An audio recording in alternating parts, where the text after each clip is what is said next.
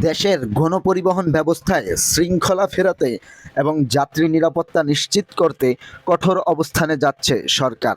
পরিবহন খাতে প্রযুক্তির ব্যবহার বাড়িয়ে আগামী 1 আগস্ট থেকে সব ধরনের গণপরিবহনে GPS global positioning system tracking device লাগানো বাধ্যতামূলক করা হয়েছে।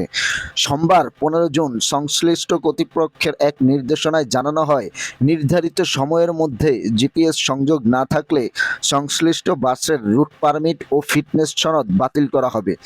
দীর্ঘদিন ধরে পরিবহন চালকদের বিরুদ্ধে নির্ধারিত রুট ভেঙে অন্য রুটে ঢোকা, অতিরিক্ত গতিতে গাড়ি চালানো এবং যত্রতত্র যাত্রী ওঠানামার অভিযোগ রয়েছে।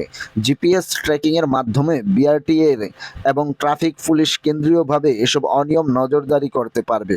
বিশেষজ্ঞরা মনে করছেন, এই সিদ্ধান্ত শতভাগ বাস্তবায়িত হলে সড়কে দুর্ঘটনা ও বিশৃঙ্খলতা অনেকটাই কমে আসবে।